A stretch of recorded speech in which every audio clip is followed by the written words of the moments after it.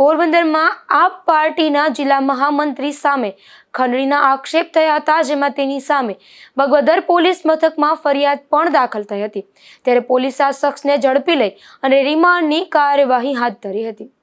પોરબંદરના બડા પંથકમાં ખેડૂત નેતા તરીકે સારું એવું નામ ધરાવતા હિતેશ નાગભાઈ મોઢવાડિયા સામે આ પોલીસ ફરિયાદ નોંધાઈ છે, જેમાં એસપી કન્સ્ટ્રક્શનના માલિક નથુભાઈ અર્જુનભાઈ બોખીરિયાએ બગવદર પોલીસ મથકમાં નોંધાવેલ ફરિયાદ મુજબ તેઓ બડા વિસ્તારના રોડ રસ્તાઓનું કામ કરે છે। ત્યારે હિતેશ મોઢવાડિયા નામના આ શખ્સે મોઢવાડાથી ડેડકિયાવાળા શિંગડા ગામના રોડ પર તેમનું કામ નબળું હોવાના ખોટા આક્ષેપો કરી રોડ ખોદી અને રૂપિયા 4 થી 5 લાખનું નુકસાન પણ કર્યું હતું।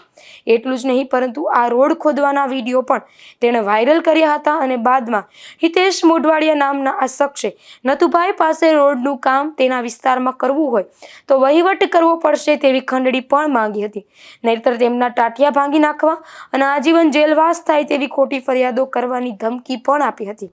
ત્યારબાદ નથુભાઈએ આ મામલે બગવદર પોલીસ મથકમાં ફરિયાદ નોંધાવતા પીએસઆઈ રણવીરસિંહ અભયસિંહ ઝાલાએ સમગ્ર મામલે તપાસ હાથ ધરી અને હિતેશ મોઢવાડિયાની ધરપકડ કરી હતી।